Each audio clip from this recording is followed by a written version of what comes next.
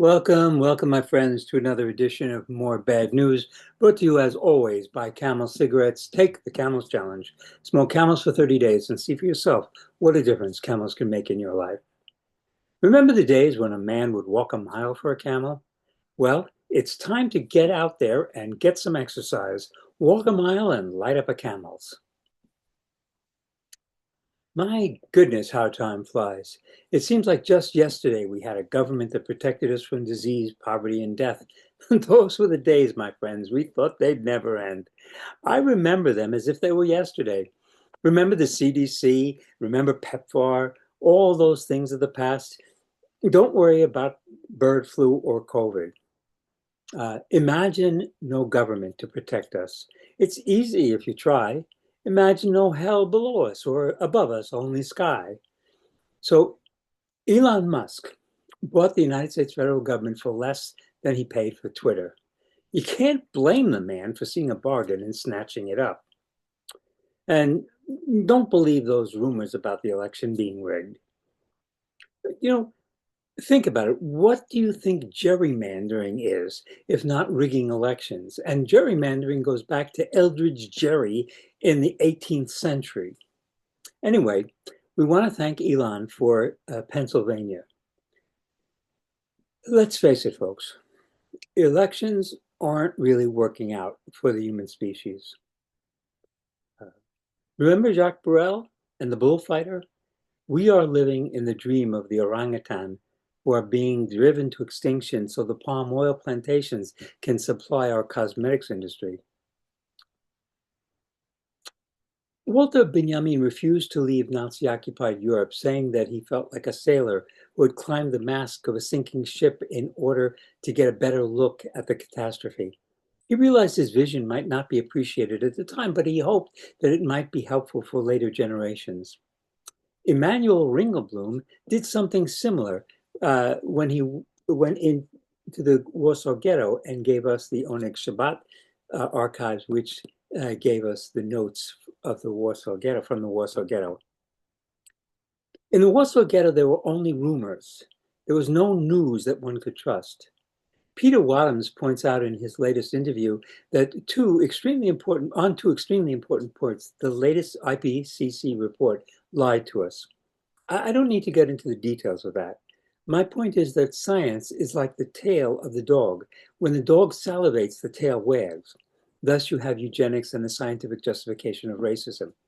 An important part of living in a dystopian reality is that there is no news that you can trust. So what is the current status of H5N1 or H5N9? I heard wild stories about mass slaughter of infected birds and this infection spreading to our cattle population and turning up in unpasteurized milk. What is the status of COVID? In the Warsaw Ghetto, you learn to take every rumor with a grain of salt.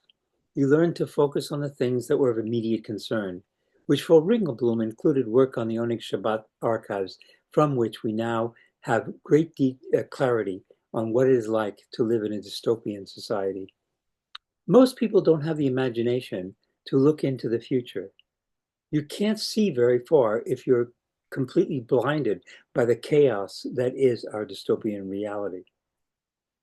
Most humans on this planet have already contracted COVID, some many times. Rumor has it that COVID has single-handedly lowered human cognitive abilities.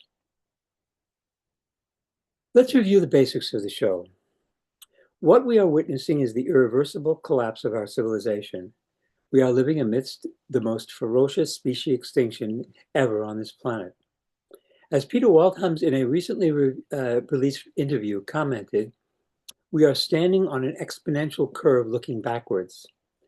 This is an extraordinary lecture that he gives, but it's one of the world's leading experts on sea level rise. Here's his book, A Farewell to Ice, very important book and worth reading. He points out that the rate of change, the rate of sea level rise, the rate of ice melt, the rate of climate change is all rising exponentially. He says that now only a massive global effort led by governments working together and expending immense resources on geoengineering has any hope of saving us from extinction, and we have to begin immediately. Kim Stanley Robinson, I'm reading this right now. Kim Stanley Robinson peers into our immediate future with crystal clarity in his latest work, The Ministry of the Future. He begins with 20 million deaths caused by a heat dome in India and proceeds to see 10 million people in LA stranded on rooftops and highways after a enormous flooding of the valley. We may never have had agency, but at this point, it's pretty clear that we're no longer the primary agents of our demise. We have altered the Earth's albedo. The planet is absorbing more energy from the sun as the ice melts, releasing enormous amounts of methane, which will soon spike our global temperatures. So today is my father's Yahrzeit. He was born in 1909 on the Lower East Side. At 9 months of age, he contracted diphtheria. With his life at stake, his father changed his name from Tzvi to Chaim Tzvi, Chaim meaning life. And obviously, it was effective because when the angel of death came for the child, Tzvi, he only saw the living Tzvi, Chaim Tzvi, and got confused and he left. While the infant didn't die, he did suffer greatly from several childhood ailments, including osteomyelitis. Before the advent of penicillin, osteomyelitis was treated surgically by removing the diseased bone. In the end, much of his right hip was removed, and there was concern that the child would lose his ability to walk. He was a fighter. He ended up not only walking, but running on the boardwalk, and he would be getting into fights. Naturally, his childhood ailments also affected his education. But as with his other physical problems, he fought his way through high school, graduating in 1929 at the age of 20 from Thomas Jefferson High School. He went on from there to St. John's University in Brooklyn and graduated in 1934, completing a master's degree in educational psychology at Columbia University in 1935.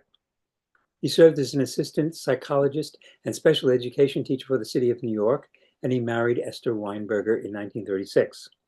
He left teaching to become an accountant in 1940, a decision he often regretted. His first child, Martin, was born in 1940, and 5 more children would follow soon after. Proust says that a man is a creature that cannot emerge from himself. The bonds that unite us to another exist only in our minds.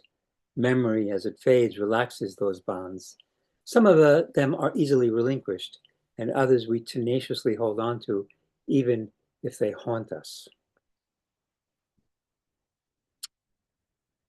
The best of times.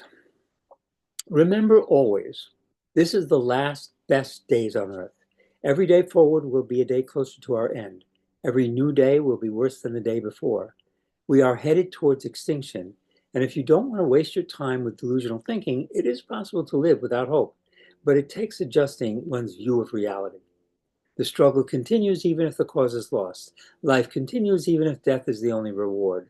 My medical chart reads, do not resuscitate. But for me, these are the best of times. I'm studying the Talmud every morning, reading great literature, following the JWST's amazing views of the universe. Every curiosity like an itch can easily be scratched.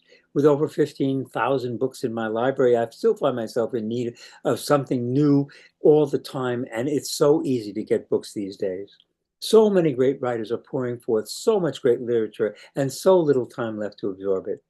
My hunger is voracious, and I can do all of that while 36 million children under the age of 5 starve to death.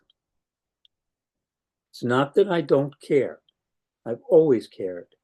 Most of my life, I've worked like a fiend, driven by a rage over the injustice. Like so many of my generations, when I learned of the horrors of the abuse and the horrors of the indifference, I found myself in a rage. That would not subside even after an 18-hour workday. But that fire has subsided now. I'm retired. I'm an old soldier back from the battlefield while the war outside continues. I can only take what I consider a well-earned rest and spend the rest of my days studying the Talmud. For the rest of you, life goes on. You have to commit yourself to what you're doing, and fortitude is absolutely essential.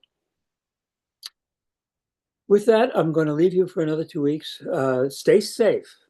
We'll be back. We got 2 weeks, pretty sure. Think. And I'll be back in 2 weeks. And I can promise you, I'll be back with more bad news.